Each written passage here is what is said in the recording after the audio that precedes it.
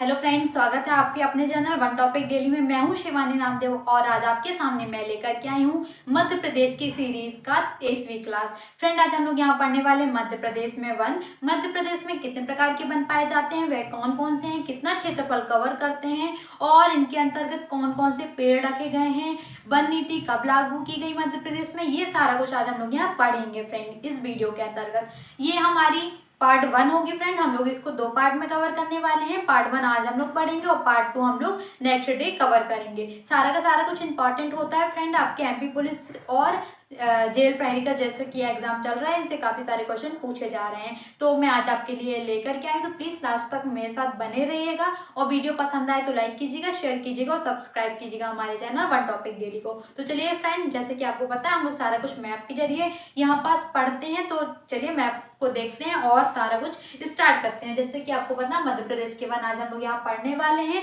Okay, map हम लोग यहाँ बना लेते हैं। ये देखिए कुछ मध्य प्रदेश का वन इस टाइप का ये बनता है, ठीक है। ये देखिए ये इस टाइप का बनता है फ्रेंड। ये अगर आप लोगों को याद हो, जैसे कि अगर आप लोगों ने हमारी मध्य प्रदेश के संभाग वाली वीडियो देखी होगी, तो आई होप आप लोगों को सारे जो भी जिले जहाँ भी अवस्थित है सारा कुछ आपको लर्न हो गया होगा। ओके, मध्य प्रदेश को मध्य प्रदेश के वनों को 3 भागों में यहाँ विभाजित किया गया। कौन कौन से वन है देख लेते हैं। देखिए यहाँ मध्यम वन क्षेत्र है, वन क्षेत्र। यहाँ पास सघन वन क्षेत्र फ्रेंड।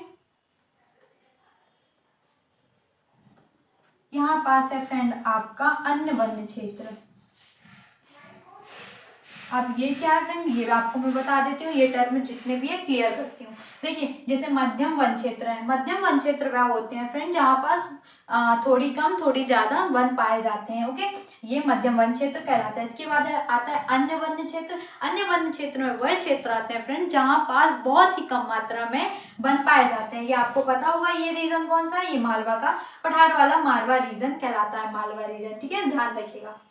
इसके बाद आते हैं सघन वन क्षेत्र। सघन वन क्षेत्र फ्रेंड वह कहलाता है जहाँ पास बहुत अधिक मात्रा में वन पाए जाते हैं, इसलिए सघन वन क्षेत्र होने के कारण यहाँ पास बहुत अधिक मात्रा में बारिश होती है। अब ये कौन से क्षेत्र है, कौन कौन से जिले यहाँ आते हैं, तो जैसे आपको पता होगा यहाँ पास जबलपुर, कटनी, छिंदवाड़ा, सिवनी, मंडला वाला ये एरिया है। अगर कोई जो भी वीडियो अगर मेरी देख रहा होगा तो आप लोग जानते होंगे, जो लोग यहाँ पास रहते होंगे जबलपुर, कटनी, रीवा, है ना, इस साइड ये छिंदवाड़ा वाला एरिया अगर रहते होंगे तो आप लोगों को पता होगा यहाँ पर अधिक मात्रा में बारिश होती है और जिसके कारण यहाँ की जो जलवायु है वो बहुत ही अच्छी मानी जाती है ना, अधिक वर्षा होने के कारण।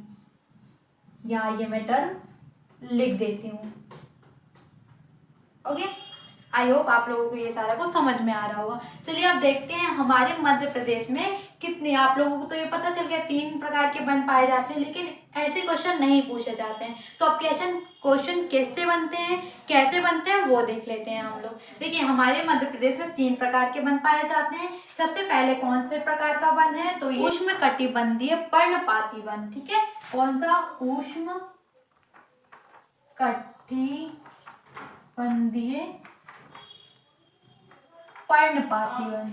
ओके, कौन सा वन है ये, उष्ण कटिबंधीय पर्णपाती वन। अब ये क्या करता है, ये किस प्रकार का होता है वन, ये देखते हैं, ठीक है। उष्ण कटिबंधीय वन जैसे कि आपको पर्णपाती वन, ये किस क्षेत्र में पाया जाता है, ये सबसे ज्यादा इंपॉर्टेंट है। देखते हैं फ्रेंड, ये जबलपुर यहाँ पास ये कुछ एरिया यहाँ का कवर करता है, कुछ एरिया मतलब पूरे मध्य प्रदेश का थोड़े थोड़े भागों में ये बटा हुआ है, ठीक है, ध्यान रखिए। कौन कौन से, ये सागर, जबलपुर, शहडोल, ये एरिया को कवर करता है, ठीक है। यहाँ पाए जाते हैं उष्ण कटिबंधीय पर्णपाती वन। अब फ्रेंड जो उष्ण कटिबंधीय पर्णपाती एक टर्म आई है, ये क्या है ये समझते हैं हम, जो कि इम्पोर्टेंट है। पर्णपाती का मतलब होता है फ्रेंड कि अगर इन क्षेत्रों में, मतलब ये मध्य प्रदेश के जिस भी एरिया में पाए जाते होंगे उष्ण कटिबंधीय पर्णपाती वन, वहां पास अगर थोड़ी भी पानी की कमी होती है तो ये अपने जो पेड़ हैं वो पेड़ के पत्ते अपने आप गिरा देते हैं। आई होप समझ में आ गया होगा। क्या, एक बार और बताती हूँ। पर्णपाती का मतलब होता है फ्रेंड पानी की कमी होने के कारण जो पेड़ होता है वो अपने पत्ते अपने आप गिरा देता है। ओके, ध्यान रखिएगा। इसमें आप कौन कौन से बनाते हैं वो देखते हैं। इसके अंतर्गत आता है फ्रेंड बरगद, नीम, शीशम, ये सारे पेड़ आते हैं। कौन कौन सा? नीम, बरगद, पीपल, ये सारे पेड़ यहाँ आते हैं। ठीक है, आई होप मेरे को लिखने की ब्लैक बोर्ड में ज़रूरत नहीं होगी, आप लोग नोट डाउन कर रहे होंगे। अब इसकी जो वर्षा है फ्रेंड, औसत वर्षा इन क्षेत्र में कितनी होती है ये मैं आपको बता देती हूँ। ठीक है, औसत वर्षा होती है फ्रेंड यहाँ पास 50 से 100 सेंटीमीटर के बीच होती है। ये ध्यान रखिएगा, कितनी? 50 से 100 सेंटीमीटर की इसमें वर्षा होती है। और ये मध्य प्रदेश के ये जो वन है उष्णकटिबंधीय पर्णपाती वन, ये हमारे मध्य प्रदेश का जैसे 100% वन पाए जाते हैं मध्य प्रदेश में। ठीक है, तो इसका 88.67% ये क्षेत्रफल कवर करते हैं। ओके, आई होप ये समझ में आ गया होगा। कितना? 88.67% ये मध्य प्रदेश में वनों के क्षेत्रफल में कवर करते हैं। आई होप आप लोगों को ये समझ में आ गया होगा। तो चलिए चलते हैं दूसरे हमारे पॉइंट की तरफ, जो कि है मध्य प्रदेश में और कौन से प्रकार के वन पाए जाते हैं। तो दूसरा देखते हैं हम लोग, उष्णकटिबंधीय अर्धपर्णपाती वन। दूसरा प्रकार क्या है? उष्णकटिबंधीय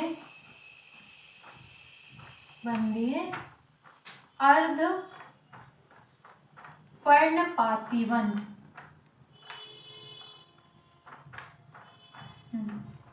ओके, अब ये समझते हैं हम लोग क्या होता है उष्णकटिबंधीय अर्धपर्णपाती वन।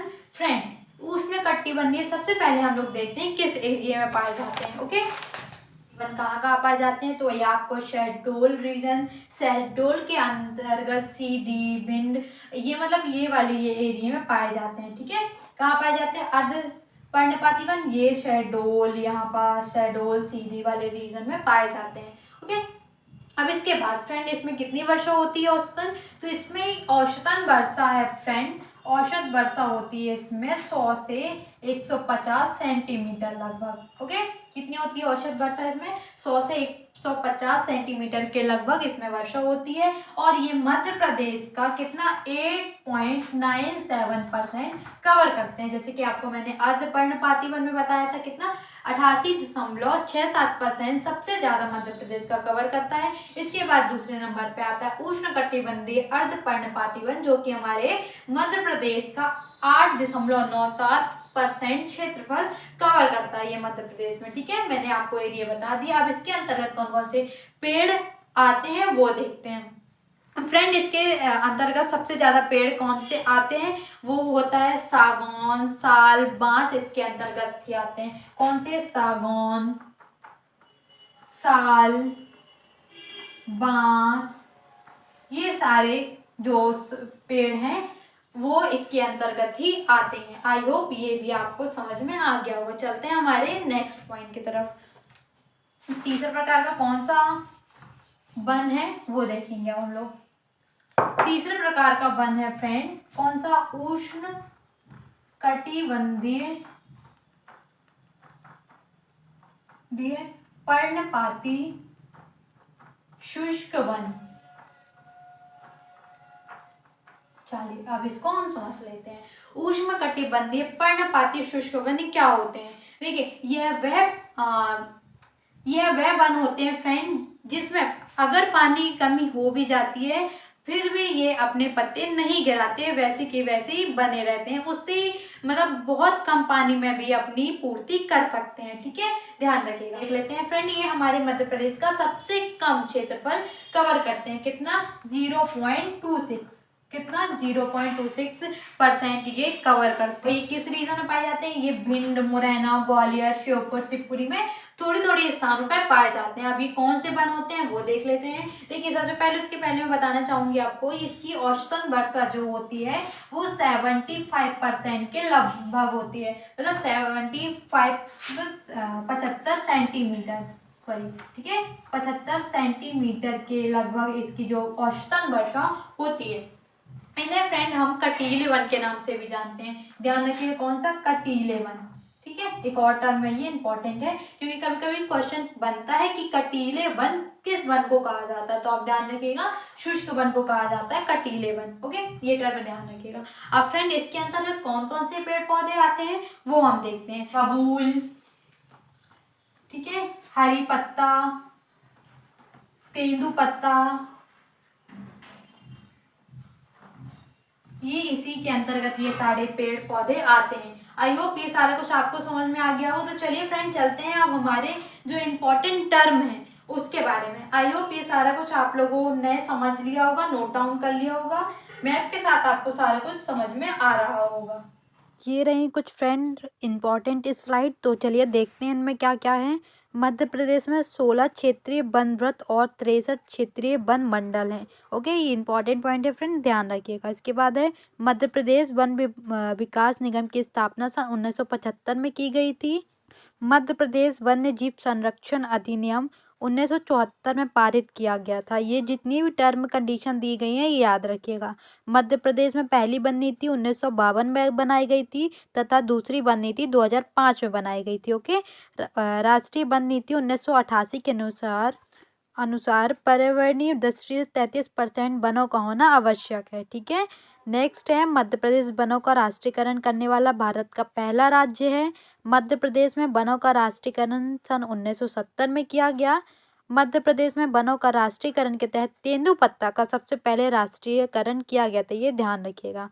सेकेंड, मध्य प्रदेश में सर्वाधिक आरक्षित वन खंडवा में और सबसे कम आरक्षित वन उज्जैन में पाई जाती है। ये दोनों चीज याद रखिएगा, इंपॉर्टेंट है। नेक्स्ट, भारतीय वन अनुसंधान संस्थान उत्तराखंड के देहरादून में स्थित है।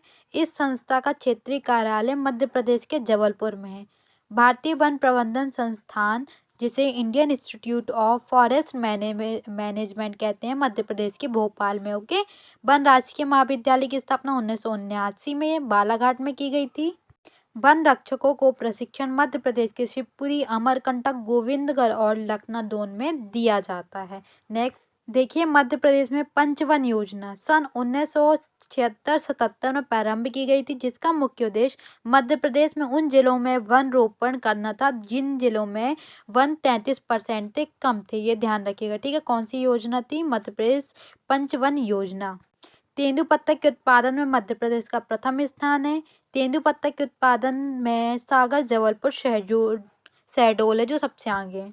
मध्य प्रदेश में सर्वाधिक वन सागौन के और सबसे कम दूसरे स्थान में, जिसको कहते हैं किसके, साल के वृक्ष पाए जाती है। सारे इंपॉर्टेंट क्वेश्चन बनते हैं फ्रेंड इनसे, तो प्लीज नोट डाउन करिएगा। नेक्स्ट देखते हैं। नेक्स्ट, प्रशासकीय प्रबंधन की दृष्टि से मध्य प्रदेश का कुल भौगोलिक क्षेत्रफल है 30,82,52 वर्ग किलोमीटर, जिनमें से 94,679 वर्ग किलोमीटर में वन पाए जाते हैं, जो कि मध्य प्रदेश के कुल क्षेत्रफल के लगभग 30.72% है। 94,679 वर्ग किलोमीटर क्षेत्रफल में आरक्षित वन, 61,886 वर्ग में संरक्षित वन और 31,098 वर्ग किलोमीटर में अवर्गीकृत वन 17,05 वर्ग किलोमीटर में है। ओके, ध्यान रखिएगा ये टर्म। नेक्स्ट है आरक्षित वन। इस प्रकार के वनों में प्रशासकीय नियम अधिक कठोर होते हैं। आरक्षित वन क्षेत्र में पशुचारण, आवागमन, लकड़ी काटना आदि कार्य दंडनीय अपराध माना जाता है। इसके बाद आते हैं संरक्षित वन। इस प्रकार के वनों में प्रबंधन प्रशासन की देखरेख में होता है तथा प्रशासकीय नियम अधिक कठोर नहीं होते हैं। पशुचारण, आवागमन की सुविधा होती है, परंतु इस प्रकार के वनों को नष्ट करना दंडनीय अपराध होता है। तीसरा है अवर्गीकृत वन। इस प्रकार के वनों का प्रशासकीय नियम कठोर होते हैं। इंपॉर्टेंट थे सारे, प्लीज ध्यान रखिएगा। ये रहा फ्रेंड आज का हमारा पार्ट 1। आई होप आप लोगों को सारा कुछ समझ में आ गया होगा। हम लोग पार्ट 2 कल डिस्कस करेंगे फ्रेंड, तो प्लीज़ इसी तरह हमारे साथ बनाए रखिए और पढ़ते रहिए और एग्ज़ाम क्रैक करते रहिए फ्रेंड। तो चलिए आज का हम लोग यहाँ वीडियो समाप्त करते हैं। अगर पसंद आया तो प्लीज़ लाइक कीजिएगा, शेयर कीजिएगा और सब्सक्राइब कीजिएगा हमारे चैनल वन टॉपिक डेली को। Thank you guys, thank you for watching this video.